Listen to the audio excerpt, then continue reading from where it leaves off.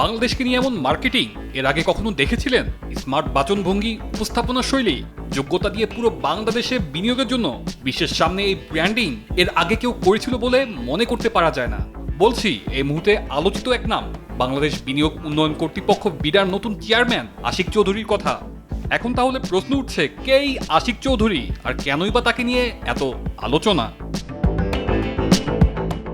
চাঁদপুরে বাড়ি হলেও বাবার চাকরির সুবাদে বিডা চেয়ারম্যান আশিক চৌধুরীর বেড়ে ওঠা যশোরে।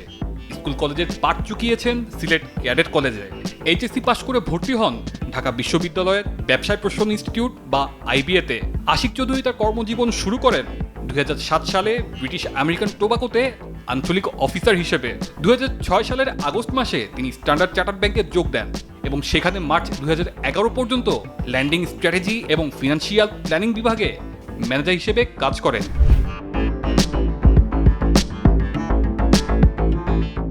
তিনি 2012 সালের অক্টোবরে লন্ডনে আমেরিকান এয়ারলাইন্সে ফিনান্সিয়াল ও স্ট্র্যাটেজিক অ্যানালিস্ট হিসেবে যোগ দেন এবং 2019 সালের মে মাসে ইউরোপ ও এশিয়ার ফাইন্যান্স প্রধান হিসেবে পদত্যাগ করেন। তিনি বাংলাদেশ ইউনিভার্সিটি অফ প্রফেশনালসে ভিজিটিং প্রফেসর হিসেবেও কর্মরত ছিলেন।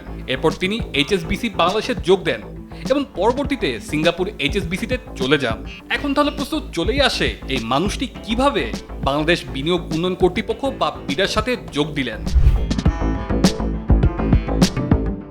গেল বছরের 12 সেপ্টেম্বর সিনিয়র সচিব পদমর্যাদায় বিডার নির্বাহী চেয়ারম্যান পদে তাকে নিয়োগ দেওয়া হয়।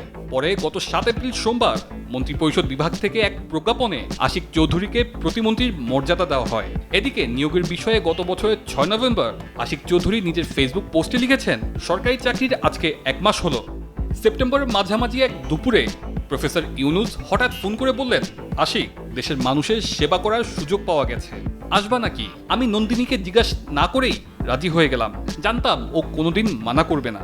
সো 59 সেকেন্ডের এক হোয়াটসঅ্যাপ কলে আমরা সিঙ্গাপুরের বিলাসী জীবন ছেড়ে ছুড়ে দেশের পথে রওনা দিলাম বিনিয়োগ উন্নয়ন কর্তৃপক্ষের দায়িত্বে, বন্ধুদের ভাষায় বাংলাদেশের চিফ মার্কেটিং অফিসার হিসেবে। গত 1 মাস শুক্র শনিবার সহ দিনে 18 ঘন্টা কাজ করেও কুল পাচ্ছি না। প্রায় 250 সিইও ব্যবসায়ীদের সঙ্গে কথা বলে বোঝার চেষ্টা করছি তাদের সমস্যাগুলো কোথায় আর কি করে তার সমাধান করতে পারি, নতুন ইনভেস্টমেন্ট কিভাবে আনতে পারি তার চেষ্টা চলছে।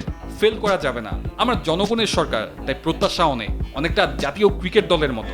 সবাই চায় আমরা জিতি, কিন্তু পরের বলটা একটু খারাপ হলেই সবাই হাহা করে ওঠে। Team selection, bowler selection, field setting, এইসব নিয়ে নানা সমালোচনা। ম্যাচে সবাই ভালো বল করবে না, এটাই স্বাভাবিক। তা নিয়ে দলের সমর্থকরা গালাগালও করবে, তাও স্বাভাবিক। দলটা তো আমাদের। কয়দিন আগেও এসব করা কবিরা গুনাহ ছিল। তাই দিন শেষে টায়ার্ড হয়ে ফেসবুক খুলে যখন মনে হয় আমার বউ বিরোধী দল, তখন নিজেকে বোঝাই এটাই তো আসলে বাক স্বাধীনতা। হোক না সমালোচনা, আমরা ভুল করব, তারপর শুধরাবো। আমাদের দেশটা আস্তে আস্তে ঠিক রাস্তায় হাঁটবে।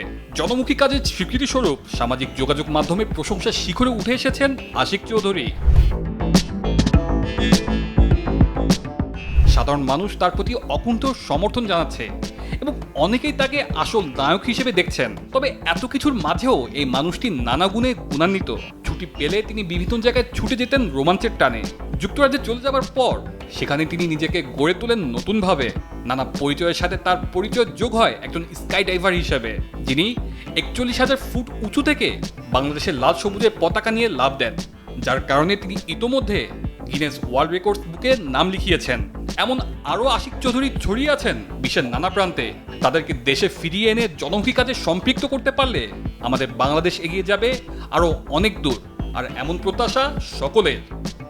তানজিলুর রহমান তুষার, বৈশাখী সংবাদ, ঢাকা।